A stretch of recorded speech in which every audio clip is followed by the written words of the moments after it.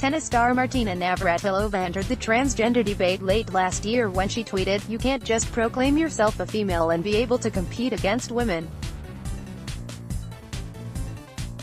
There must be some standards, and having a penis and competing as a woman would not fit that standard."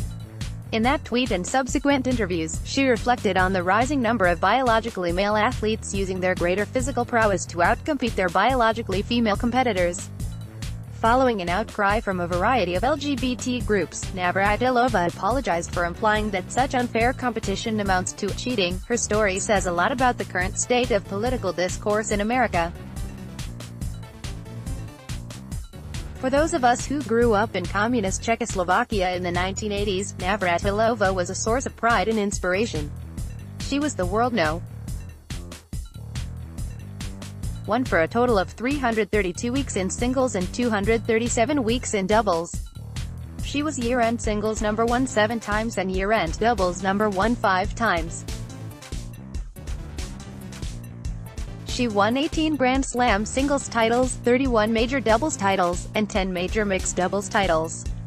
She holds the record for the greatest number of Grand Slams won by one player, male or female. She won the women's singles title at Wimbledon a record 9 times and remains the only player in history to win a major in 4 different decades. In 2005, Tennis magazine selected her as the greatest female tennis player of the previous 30 years. Unfortunately, we in Czechoslovakia did not get to see much of Navratilova at her peak, for she was banned from appearing on state-owned television after defecting from her native land in 1975. That took courage, for Navratilova was only 18 years old and had to leave behind her entire family. As she noted later, she did not know if she would ever see her parents again. She did, 3 years before communism collapsed, when she represented the United States, her adoptive country, in the 1986 Federation Cup final against Czechoslovakia in Prague.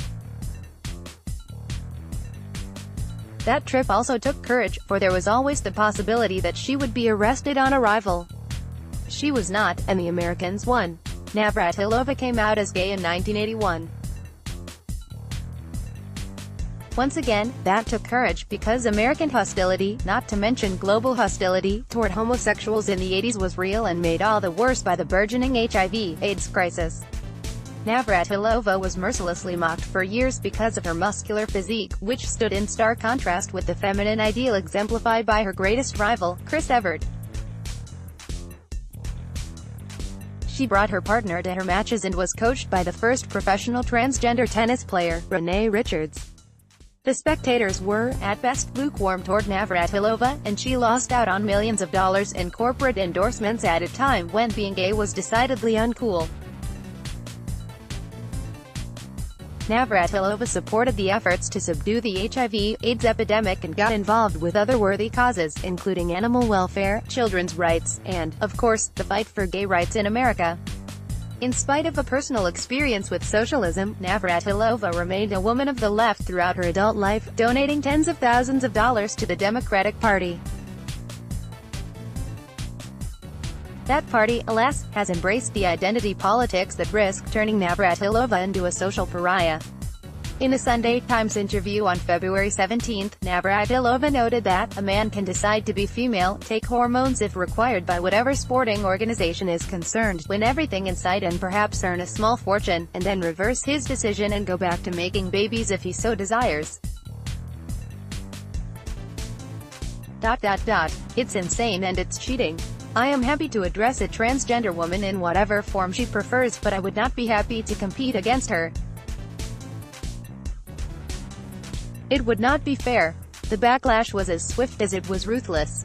A British transgender rights group, Transactual, tweeted, "We're pretty devastated to discover that Martina Navratilova is transphobic." The Canadian transgender cyclist, Rachel McKinnon, branded the tennis great a bigot. Athlete Ally, a group dedicated to supporting LGBTQ athletes, dropped her from its advisory board. Throughout her life, Navratilova was always outspoken. Yet, over the weekend, she was compelled to write on her personal website that she is sorry for her poor choice of words.